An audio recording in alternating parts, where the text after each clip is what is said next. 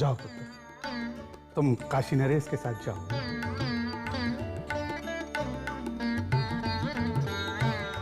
आओ पुत्र।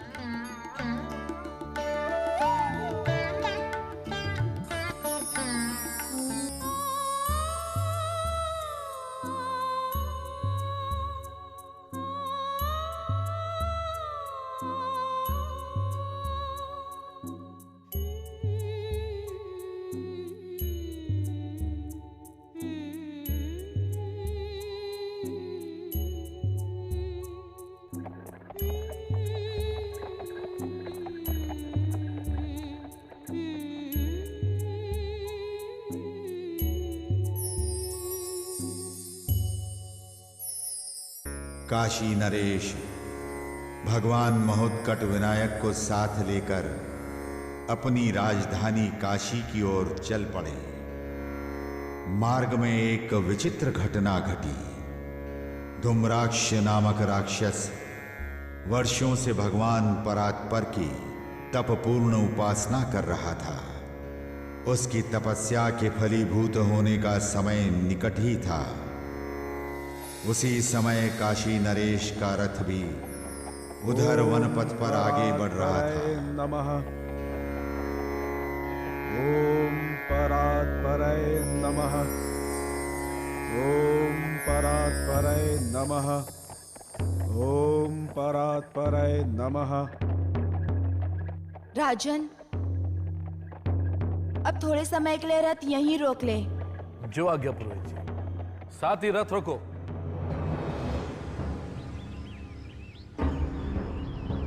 ओम परात्पराय नमः। ओम परात्पराय नमः। ओम परात्पराय नमः। ओम परात्पराय नमः। ओम परात्पराय नमः। ओम परात्पराय नमः। ओम परात्पराय नमः। ओम परात्पराय नमः। ओम परात्पराय नमः। ओम परात्पराय नमः। हे धूम्राक्ष, मैं तुम्हारी तपस्या से प्रसन्न हूं। उठो और मुझसे अपना अभिष्ट वर मांग लो।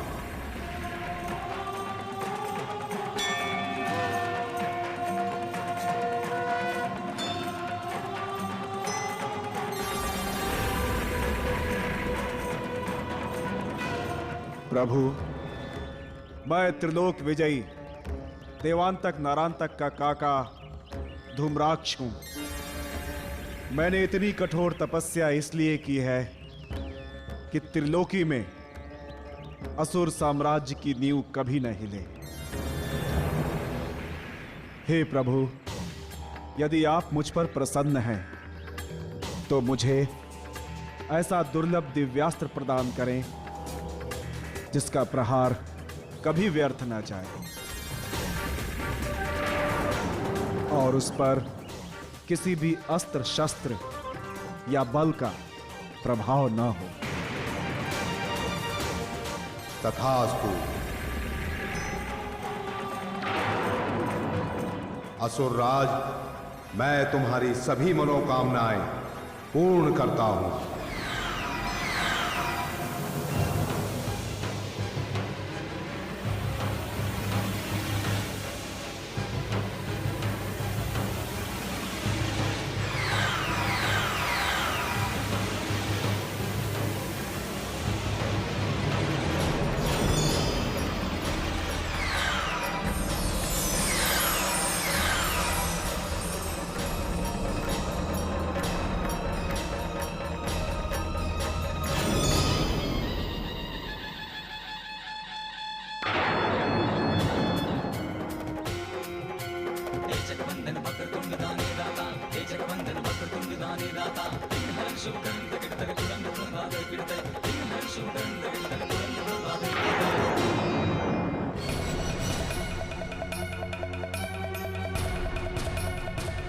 दुष्ट बालक, मेरा दिव्यास्त्र मुझे वापस दे दे।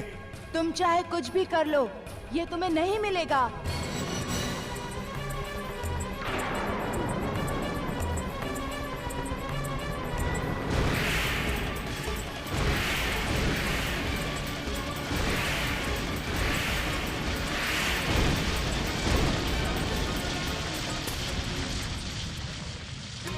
जल थल है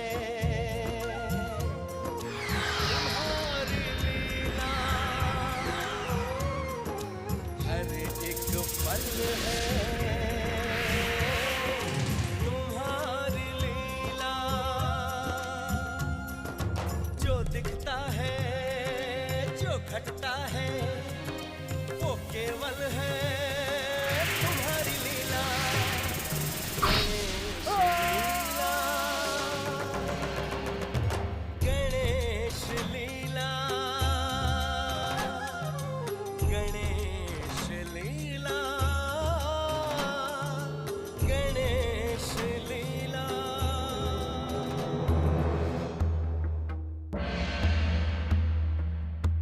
हे विनायक, ये आपकी क्या लीला है? राजन, यदि ये राक्षस उस अस्त्र को प्राप्त कर लेता तो दैत्यों की शक्ति इतनी प्रबल हो जाती कि उनका समन करना असंभव हो जाता। इसलिए धूम्राक्ष के हाथों में पहुंचने से पहले मैंने उसे पकड़ लिया और उसका प्रयोग उस पर ही कर डाला। आप धन्य हैं महोत्कट। महर्षि कश्यप और देवी अदिति भी धन्य हैं जिन्हें आप जैसा पुत्र प्राप्त हुआ।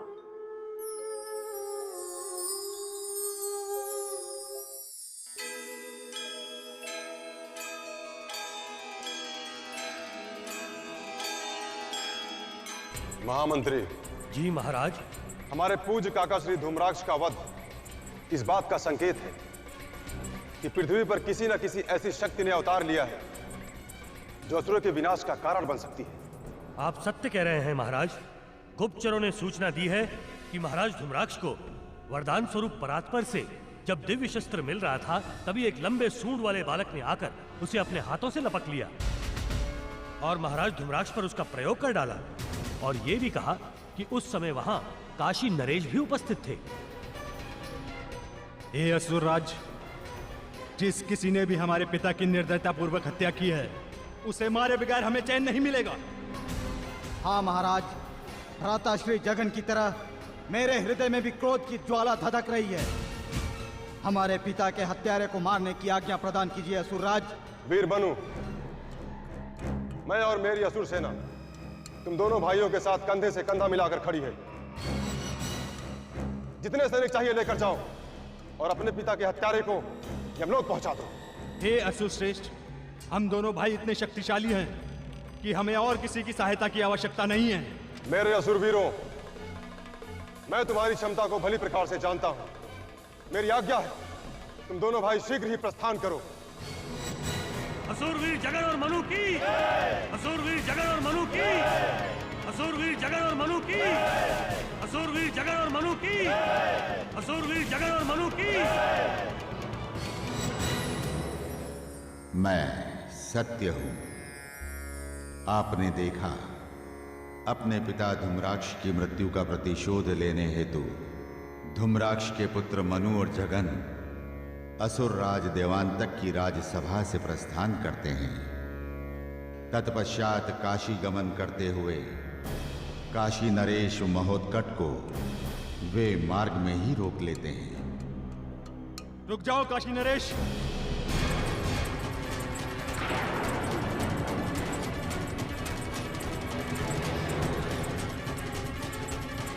हमारे पिता का वध करके तुम यूं ही आगे नहीं बढ़ सकते। सैनिकों, नहीं महामंत्री। हे असुर वीरों, मैंने तो कुछ भी नहीं किया है। मैं तो अपने पुत्र का विवाह संपन्न कराने अपने पुरोहित के साथ काशी जा रहा हूं। कृपया हमें मार्ग पर आगे बढ़ने दें। भोले मत बनो काशी नरेश। तुमने षड्यंत्र करके हमारे पिता धूम्राक्ष को मार डाला है। अब हम तुम्हें मारकर अपने पिता की मृत्यु का प्रतिशोध लेंगे।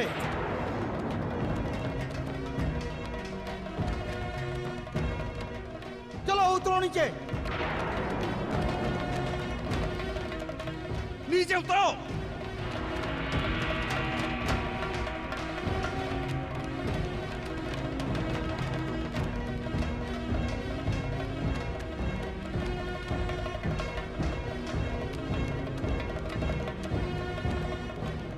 चलो।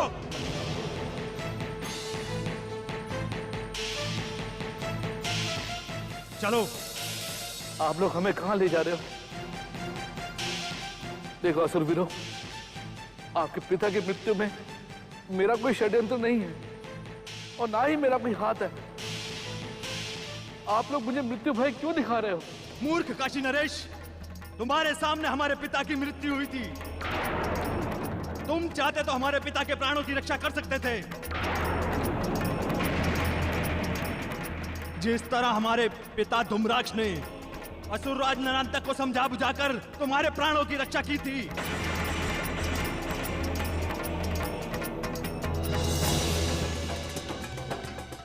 रुक जाओ।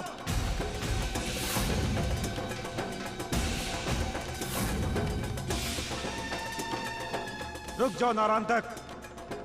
काशी नरेश को मार देने से हमें कोई बहुत बड़ा लाभ सिद्ध होने वाला नहीं है। काकाश्री, मैं आपके आशय को समझ नहीं पा रहा हूं। जहां सहस्त्र राजाओं को मैंने मृत्यु के घाट उतार दिया, वहां इस अकेले काया राजा को जीवित छोड़कर हमें क्या लाभ मिल सकता है? वत्स नारांतक, यदि कोई राजा तुम्हारी अधीनता को स्वीकार करके अपना राजकाज चलाए और तुम्हें मुंह मांगा धन भी दे, तो इसमें आपत्ति क्या है? तो ठीक है काकाश्री, मैं इसे नहीं मारता। आप इससे संधि की शर्तें और धनराशि निर्धारित कर लीजिए। असुरवीरों, अचानक घटी घटना में मैं क्या कर सकता था? ये सारा का सारा दोष इस कश्यप पुत्र महोत्कट का है।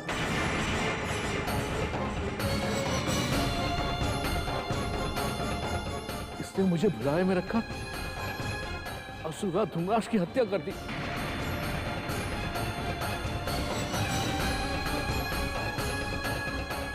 इसलिए आप मुझे तो क्षमा करें और अपनी राह आगे बढ़ने दें। काशी नरेश, कश्यप पुत्र को तो हम मारेंगे ही, किंतु तुम्हें भी नहीं छोड़ेंगे। अब तुम यमलोक पहुंचने की तैयारी कर लो। अपने परिवार को स्मरण करने के लिए हम तुम्हें कुछ समय देते हैं।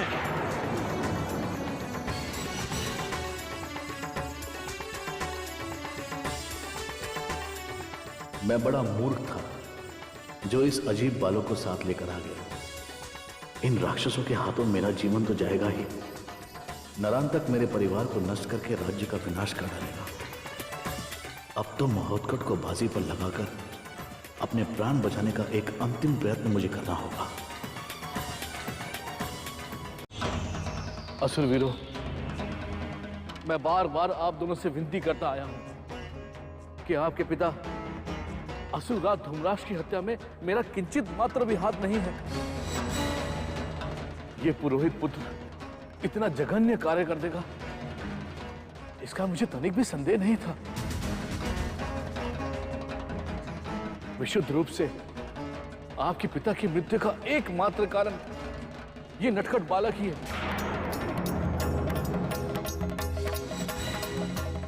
यदि आप चाहें तो मैं इसे सौंपने को तैयार हूं।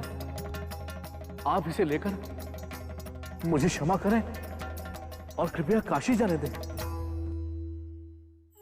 देखा आपने, गणपति गजानन द्वारा धूम्राक्ष के वध के पश्चात उसके पुत्र मनु व जगन द्वारा अपनी मृत्यु के भय से भयभीत काशी नरेश ने माता अदिति को दिए अपने वचन को भंग करते हुए सारा दोष महोत्कट के ऊपर ही डाल दिया, जिससे कैलाश पर माता पार्वती को महोत्कट की स्थिति का आभास होता है और वे चिंतातुर हो महेश्वर शिव से कहती हैं, स्वामी, मैं ये क्या देख रही हूँ? जो काशी नरेश अदिति को अपनी क्षत्रियता की आन के साथ महोत्कट की रक्षा का वचन देकर आया था, आज वही उसे क्रूर राक्षसों के हाथों सौंपने को तत्पर हो गया है। स्वामी, मुझे महोत्कट की चिंता हो रही है। पार्वती, सबसे पहले तुम अपने मन की चिंता दूर करो। महोत्कट को कुछ नहीं होगा, देख लेना, वो इस संकट से भली प्रकार निपट लेगा। रही बात काशी नरेश के चरित्र की, तो ये पृथ्वीलोक के प्राणियों की दुर्बलता है पार्वती। कैसी दुर्बलता स्वामी? पार्वती, मृत्यु भय सामने उपस्थित होने पर बड़े बड़े ज्ञानी ध्यानी, बलवान विद्वान आदि सब की बुद्धि को काट मार जाता है। जीवन रक्षा के लिए जो भी बन पड़े वो करने के लिए उतावले हो जाते हैं। काशी नरेश भी इस दुर्बलता के प्रभाव में आ गया है। जीवन रक्षा के लिए उसने महोत्कट को ही दांव पर लगा दिया है। पार्वती, मन में धैर्य धारण करो। तटस्थ भाव से पुत्र महोत्कट विनायक की लीलाओं का आनंद लो।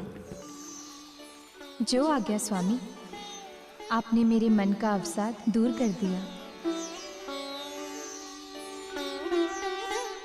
राजन, ये आप क्या कह रहे हैं?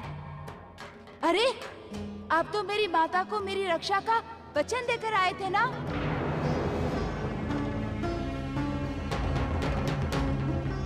यदि आप इसकी रक्षा का भार लेते हैं तो महोत्कट आपके साथ जा सकता है। आप किसी भी प्रकार की चिंता ना करें। महोत्कट विनायक हमें आपसे भी अधिक प्रिय है। हम अपने प्राण देकर भी इसकी रक्षा करेंगे। काशी नरेश, क्या आप इतनी जल्दी भूल गए अपने वचन को और अपने क्षत्रियता के धर्म को? तनिक विचार करो, मुझ बालक को आप इन क्रूर राक्षसों के हाथों में सौंपकर कौन से क्षत्रिय धर्म का पालन कर रहे हैं? पुरोहित कुमार, तुम्ही ने तो हमें बिना बताए असुरराज धूम्राक्ष का वध कर दिया। संभवतः यदि तुम हमारे साथ विचार विमर्श करते तो दैत्यराज धूम्राक्ष कभी ना मारे जाते।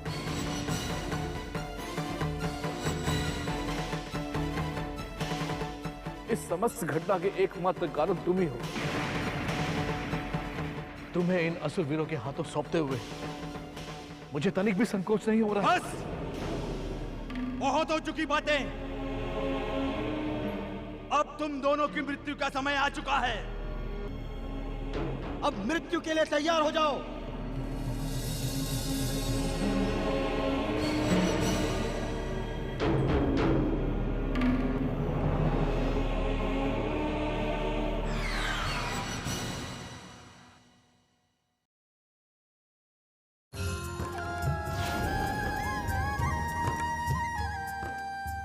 पकड़ो इसे।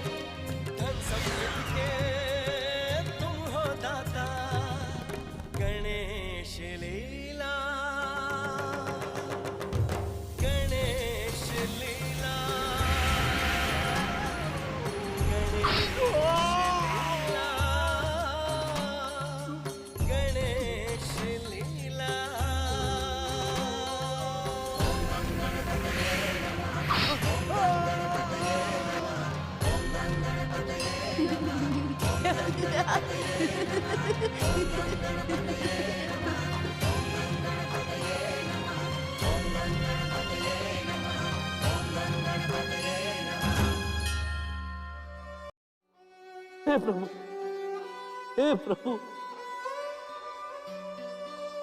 हे कश्यप नंदन महोत्कट, भय ने मेरी बुद्धि को हर लिया था। अपने प्राणों के भय के कारण मैंने आपको ही दांव पर लगा दिया। मुझसे बहुत बड़ी भूल हो गई प्रभु, बहुत बड़ी भूल हो गई। मुझ कृतज्ञ को तो नरक में भी स्थान नहीं मिलेगा।